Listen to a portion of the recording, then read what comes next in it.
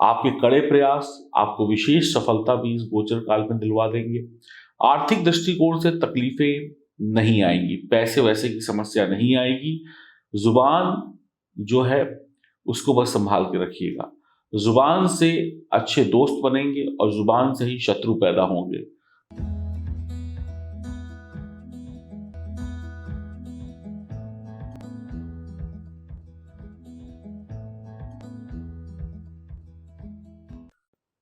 नमस्कार दोस्तों, मैं एस्ट्रोलॉजर सचिन स्वागत और अभिनंदन करता हूं अपने सभी प्रिय दर्शकों का। वक्री गुरु 20 जून से हो जाएंगे, यानी देव गुरु बृहस्पति उल्टी चाल चलने लगेंगे। उल्टी चाल चलने पर आपकी राशि के ऊपर देव गुरु बृहस्पति का क्या प्रभाव होगा, इस विषय पर हम चर्चा करने के लिए ये वीडियो बना रहे हैं ताकि आपको संपूर्ण जानकारी मिल सके। गुरु को शुभ फल देने वाला ग्रह कहा गया है, गुरु को धन का कारक कहा गया है। गुरु शुभ फलों में वृद्धि करते हैं और परेशानियों को खत्म करते हैं गुरुदेव बृहस्पति। लेकिन कभी कभी गुरुदेव इसके विपरीत अशुभ फल भी देते हैं।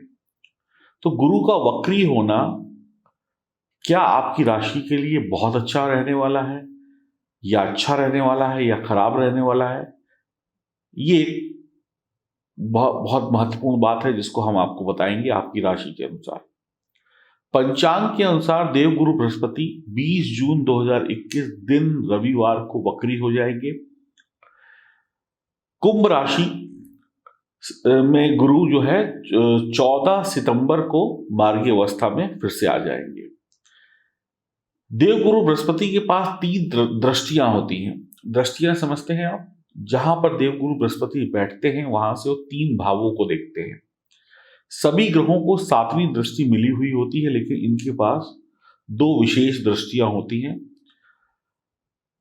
तो देवगुरु बृहस्पति जो है पंचम, सप्तम और नवम भाव को देखते हैं जहां पर बैठते हैं। और देवगुरु बृहस्पति की जो दृष्टि होती है वो अमृत के समान, या कहें गंगा जल के समान शुद्ध और अच्छे फल देने वाली होती है।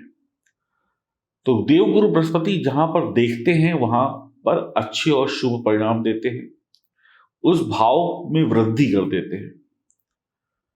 तो देवगुरु बृहस्पति का गोचर, धन के कारक देवगुरु का गोचर और वक्री होना देवगुरु का आपके जीवन में अगले 120 दिनों के लिए क्या परिणाम लेकर आएगा, ये हम जानेंगे। देवगुरु बृहस्पति मंगल और राहु के नक्षत्र में होंगे, जिसकी वजह से भी शुभ अशुभ परिणामों में फर्क पड़ेगा। इसकी भी जानकारी हम आपको देंगे। इसके साथ साथ कौन से वो उपाय हैं जिससे जन्म कुंडली में देवगुरु बृहस्पति को मजबूत करके इस गोचर का, यानी इस वक्रत्व काल का अच्छा फल लिया जा सकता है, ये भी हम बताएंगे। तो समझने की जरूरत है, पूरा वीडियो देखने की जरूरत है। तो आइए शुभारंभ करते हैं। और यह जानकारी जो होगी आपकी चंद्र राशि और नाम राशि पर आधारित होगी। महिला पुरुष बच्चे सभी के लिए यह जानकारी है। तो आप सभी लोग गुरु के वक्रत्व काल में क्या पाएंगे, क्या खोएंगे और किन सावधानियों को रखकर आप अपना अच्छा वक्त बिताएंगे, कौन से वो उपाय होंगे जो जन्म कुंडली में भी खराब गुरु को बल देंगे और वर्तमान में भी आपके जीवन में खुशियां लेकर आएंगे, ये सारी बातें इस वीडियो के अंदर है। तो आइए विस्तार से जानते हैं और समझते हैं। अब हम बात करेंगे आपकी राशि की। बात करते हैं वृश्चिक राशि की। आपकी राशि के लिए गुरु द्वितीय और पंचम भाव के स्वामी हैं और वर्तमान में चतुर्थ भाव में गोचर करने वाले हैं। कहते हैं चतुर्थ भाव में कोई भी ग्रह बैठा हो तो थोड़ा सा टेंशन में आ जाता है वो ग्रह। तो कोई बात नहीं, आप टेंशन में मत आइए, जानिए कि आपके लिए क्या बढ़िया होने वाला है। चौथे भाव में गुरु अष्टम भाव, दशम भाव और द्वादश भाव पर दृष्टि डालेंगे। आपके घर परिवार में कलह कलेश हो सकता है, लड़ाई झगड़े बढ़ सकते हैं। पारिवारिक मानसिक अशांति के कारण आपकी परफॉर्मेंस, यानी आपके काम करने की क्षमता पर बुरा असर पड़ सकता है। आपकी गलत जुबान, गलत शब्दों का प्रयोग परेशानियों का कारण बन सकता है। 20 जुलाई तक बहुत ही संभल कर आपको रहने की आवश्यकता होगी। उसके बाद स्थिति आपके कंट्रोल में आ जाएगी।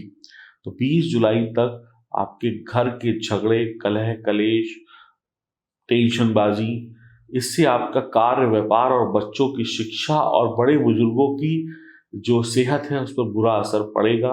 तो यहाँ पर इतना समय तो आपको संभल कर बिताना होगा। लेकिन नौकरी, व्यापार में बढ़िया तरक्की आपको मिलेगी, धन लाभ की प्राप्ति होगी, प्रमोशन, स्थानांतरण, ट्रांसफर हो जाएगा, जैसे आप चाहते थे वैसे हो जाएगा। यानी कि स्थिति सिर्फ घर के अंदर बिगड़ी हुई है, घर के बाहर स्थिति सामान्य है, बेहतर है। प्रमोशन, तबादले की इच्छुक है तो प्रयास करिएगा, हो जाएगा। आपके कड़े प्रयास आपको विशेष सफलता भी इस गोचर काल में दिलवा देंगे। आर्थिक दृष्टिकोण से तकलीफें नहीं आएंगी, पैसे वैसे की समस्या नहीं आएगी। जुबान जो है उसको बस संभाल के रखिएगा। जुबान से अच्छे दोस्त बनेंगे और जुबान से ही शत्रु पैदा होंगे। तो जुबान को बहुत मीठा रखें, नियंत्रित रखें, और वक्त है तभी बोले, वक्त नहीं है तो ना बोले। और किसी दूसरे की उपहास उड़ाना या दूसरे की बातों में जाकर टांग अड़ाना आपके लिए हानिकारक साबित होगा। अपने वाहन इत्यादि पर आप खर्चा कर सकते हैं। आपकी गाड़ी खराब हो सकती है, इस वजह से थोड़ा पैसों का खर्च अधिक हो सकता है उसकी मरम्मत वगैरह में।